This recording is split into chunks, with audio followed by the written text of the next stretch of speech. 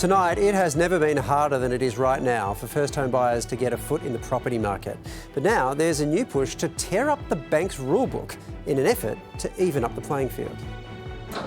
24-year-old Bella and her partner Riley were hoping to buy their first home. When we were looking to buy a house, a couple of the places that we did put offers down on were unfortunately offered more by investors. Combined, the pair earns more than $100,000 with $35,000 in savings, but it wasn't enough. We honestly just can't afford it. It's out of our minds now. I have given up hope. But that may be about to change. A coalition-led inquiry calling for the lending rules to be loosened for first home buyers to even the playing field. If you are using the bank of mum and dad, then you will pay less on your mortgage than if you are a regular person using your own money and getting lender's mortgage insurance. That's not very fair. The main recommendations: to change the rules so fewer homebuyer hopefuls have to fork out for lender's mortgage insurance. Because we want people who are using their own money, who are not relying on a wealthy family member, to get access to that elusive first mortgage. And to lower the buffer, which forces prospective buyers to prove they could still afford their mortgage if interest rates were 3% higher than they actually are. We heard evidence that 37.5% of prospective first homeowners were missing out on finance because of this buffer. It is rigid, it is blunt. But the nation's banking regulator, APRA, is having none of it, concerned that at a time of high household debt, high cost of living and anticipated higher unemployment, changes to the buffer could put young Aussies like Bella at risk. For us at the moment, it's honestly just safer to be able to rent. You don't have to worry about not being able to pay a repayment on time. I mean, no one wants to be in debt, right?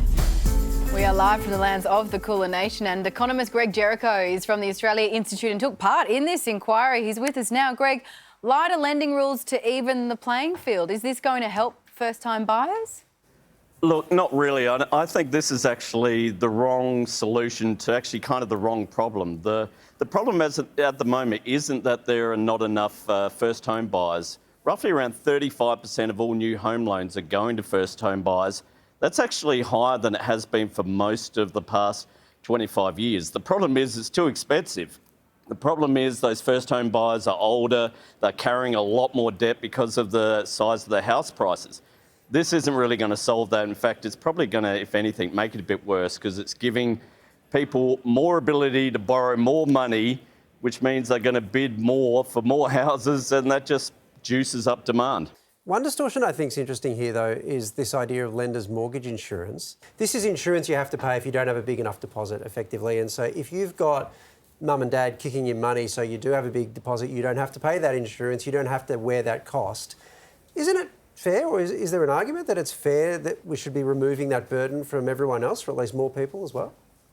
Yeah, this is something that I think does worth have some consideration. I know the Greens are certainly looking at this because, yeah, this is not, if we've already got the sort of the buffers there that are ensuring you can afford this loan, we've limited the risk because we've taken into account what would happen if interest rates go up, can you still afford it? Then it kind of seems we're doing a bit of overkill with also saying, oh, now you've also got to have this insurance out. Whereas these other people, because they've got mum and dad who have got a home or a bit richer, they're covered. I think that is something that certainly could be looked at. It doesn't make the system less risky. It still isn't going to be putting a lot more demand into the system, so it's not juicing up house prices, but it probably does reduce a bit of that unfairness that comes from people who just don't have a rich mum and dad and are having to pay this insurance. Now, Greg, you've been very generous with us. I know you've stepped out of the work Christmas party to join us. That's very kind of you. But since you're there, we would like a report. How messy is it? Look, it was good. We had a bad Santa and things were bad, but a lot of stealing of gifts and switching over. But I did quite well out of it, actually. What did you get? Greg, what did you get? Someone bought a Oraton handbag from Depop that my wife, I think, is going to like very much. You can't re-gift it. Oh my gosh! An Oraton handbag. Greg, do all economists get gifts like that at a Christmas party? Well, I gave away books that I had already read, and I thought that was all right. But I didn't bring the quality. This isn't quite Australia post Cartier watch scandal level. No, not quite.